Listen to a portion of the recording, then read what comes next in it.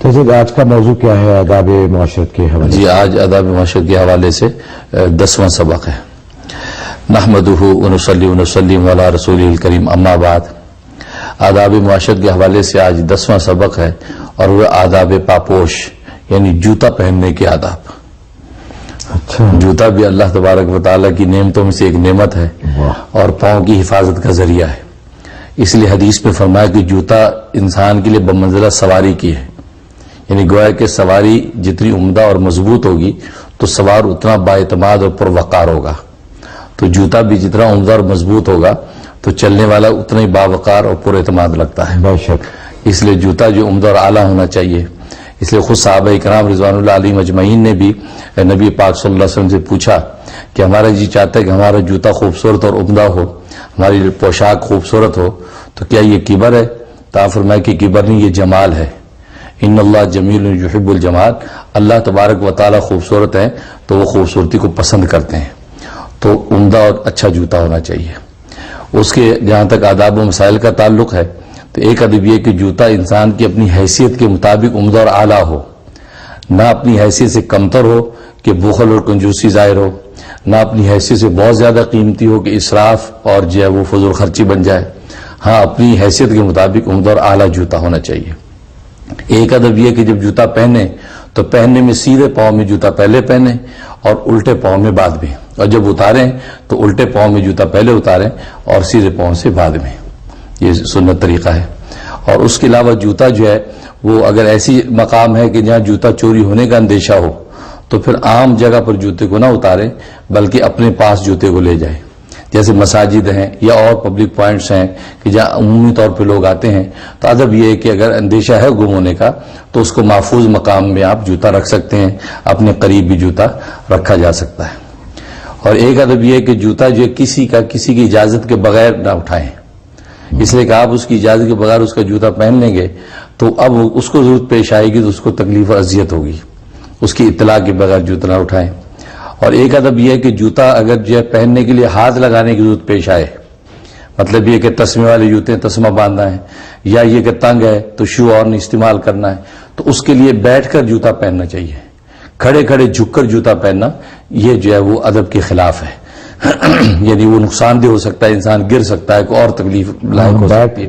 اکثر بیٹھ لوگوں کی چلی جاتی ہے، اس لیے اس صورت میں بیٹھ کر جوتا پہننا چاہیے. تو اس انداز سے یہ جوتے کے آداب ہیں.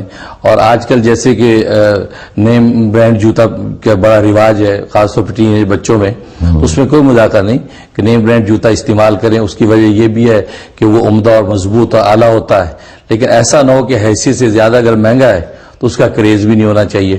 برانڈ نیمز تو بہت $300 کے سنیکرز ہوتے ہیں. جی تو اگر حیثیت میں آ جائے گا، اگر حیثیت ہو تو ٹھیک ہے لے سکتے ہیں. اگر حیثیت تو پھر بھی ہاں حیثیت تو کوئی بات نہیں، وہ تو اسراف میں نہیں آئے گا. نہیں، حیثیت میں تو اسراف میں نہیں ہے. اب ایک مالدار آدمی ہے، اس نے محل بنا رکھا ہے اور محل بنانے کی حیثیت ہے تو محل بنا کے رہے، وہ منع نہیں. لیکن حضرت یہ بھی تو ہو سکتا ہے نا وہ $100 کا سنیکر لے اور 3-4 خرید کے غریبوں کو دے دے بجائے اس کے خود ہی $500 کا یا $300 کا. یہ بالکل، یہ تو بہت اچھی بات ہے.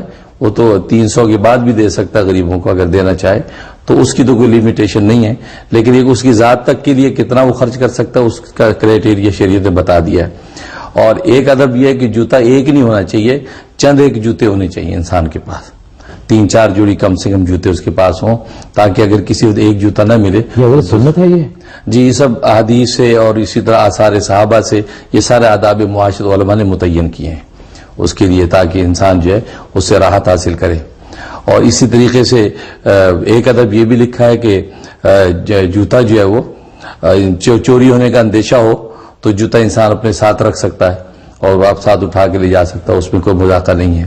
تو یہ مختلف آداب ہیں کہ جس کے مطابق آپ جو ہے جوتے بھی. اچھا حضرت، آپ نے فرمایا تھا جب آپ نے ذکر کیا صحابہ کا کہ کبر، جی، تو اس میں ایک بڑی فائن لائن ہے کہ عمدہ پوشاک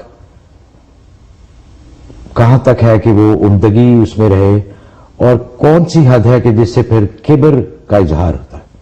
اصل میں اس میں انٹینشن کا تعلق ہے، نیت کا. جیسے کہ حدیث میں فرمایا کہ انما الاعمال بالنیات، اعمال کو دارمدار نیت پر ہے. آپ نے عمدہ اور اعلیٰ پوشاک قیمتی پہنی ہے لیکن اس میں اظہار شہرت مقصود نہیں ہے.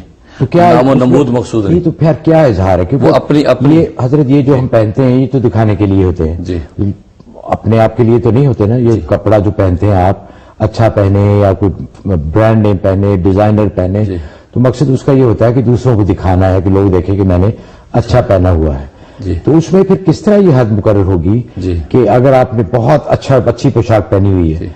تو آپ کہیں کہ جی میں نے تو عمدہ پہنی ہے لیکن اس میں کبر نہیں ہے. جی. کبر تو آ جائے گا اس میں. جی نہیں آئے گا. اس میں انٹینشن یہ ہوگی کہ آپ عمدہ اور اچھا صاف ستھرا اعلیٰ لباس پہن رہے ہیں یہ سوچ کے کہ میرے کسی ظاہری میری اپیرنس سے کسی کو اذیت اور تکلیف نہ ہو. میں اس لیے اعلیٰ اور عمدہ لباس پہن رہا ہوں, اچھی خوشبو لگا کے محفل میں جا رہا ہوں تاکہ لوگوں کو جو مجھ سے راحت پہنچے تکلیف نہ ہو. بس یہ نیت ہو. یہ نیت نہ ہو کہ میں لوگوں کے اوپر چھا جاؤں اور محفل میں سب سے اعلیٰ لگوں. یہ نیت نہیں ہونی چاہیے. بہت باریک سی بات ہے. تو سادگی پھر کہاں گئی؟